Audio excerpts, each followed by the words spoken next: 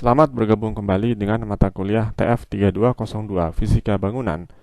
Pada segmen ke-10 dari minggu ke-6 ini, kita akan mempelajari lanjutan dari hukum-hukum fotometri bagian ketiga.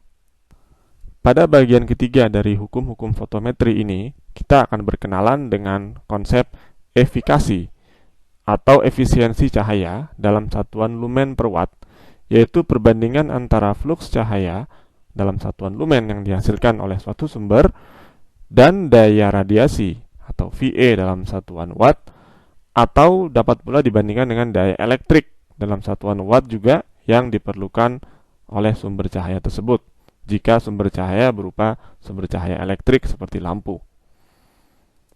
Dalam hal sumber cahaya non-elektrik seperti matahari misalkan, digunakan definisi efikasi sebagai V dibagi VA atau V atau daya radiasi.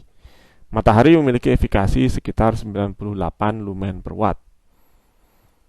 Dalam hal sumber cahaya elektrik seperti lampu, digunakan definisi efikasi sebagai perbandingan lumen dengan daya elektrik yang diperlukan.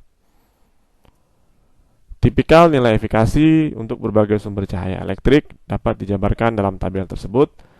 Kita amati bahwa beberapa jenis sumber cahaya elektrik seperti lampu pijar memiliki efikasi yang relatif rendah antara 6-17 lumen per watt.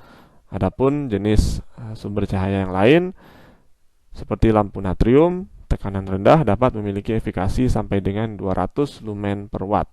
Artinya untuk setiap 1 watt daya elektrik yang digunakan oleh lampu tersebut dapat dihasilkan sampai dengan 200 lumen cahaya. Sebagai satu contoh, misalkan kita memiliki suatu lampu berdaya elektrik 100 watt dengan efikasi 40 lumen per watt yang digantung pada suatu ruang tanpa pantulan sebagai berikut.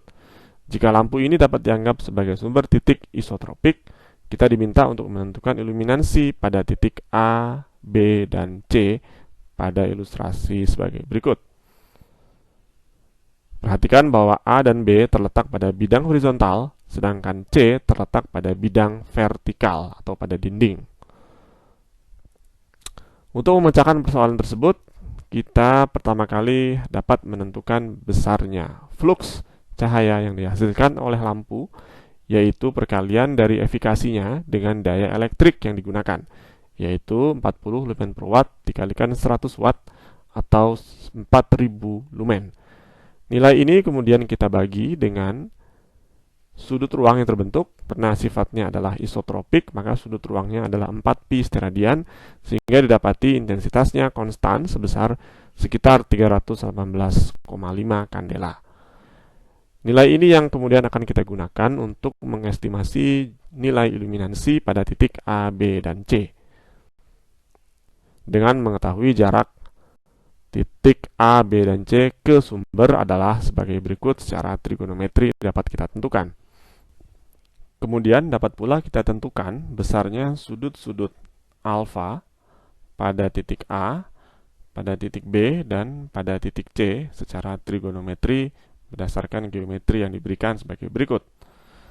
Dengan demikian kita dapat menentukan besarnya iluminansi pada masing-masing titik sebagai berikut dengan memperhatikan nilai intensitas yang dalam hal ini adalah konstan, kemudian jarak dari sumber terhadap titik, dan kosinus dari sudut alfa yang terbentuk sesuai dengan geometrinya, sehingga didapati nilai E pada titik A sebesar 35,4 lux, E pada titik B sebesar 30,2 lux, serta E pada titik C sebesar 28,2 lux.